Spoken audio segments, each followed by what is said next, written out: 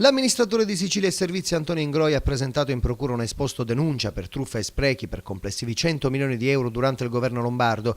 Dopo un'attenta analisi dei bilanci della società, dice Ingroia, posso dire che questa è la cifra sottratta alla regione per spese e costi che si potevano evitare. In particolare il governo lombardo ha prima nominato come amministratore delegato di E-Servizi Giuseppe Saieva, che era anche un dirigente del socio privato, e poi ha incrementato oltre misura gli affidamenti allo stesso socio privato con i fondi della regione.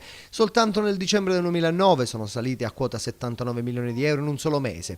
Secondo i nostri calcoli, senza assumere il personale, come poi ho fatto io, abbiamo pagato al socio privato almeno 20 milioni di euro in più all'anno. Per Ingroia è stato spostato l'asse di Sicilia e Servizi verso il socio privato, bloccando il ripopolamento di persone e protraendo lo stato di sofferenza per la regione, che non ha forza lavoro in questo campo.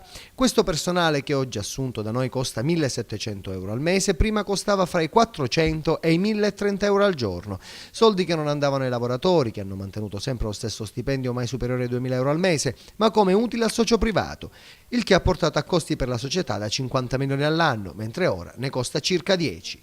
Il meccanismo funzionava che è stato costruito un progetto. Il progetto prevedeva che nell'arco di un paio d'anni, poco più, una società privata avrebbe trasferito alla società Sicilia e Servizi, che diventava nel frattempo società pubblica della regione, il cosiddetto know-how, cioè le competenze, i programmi, gli applicativi, il personale.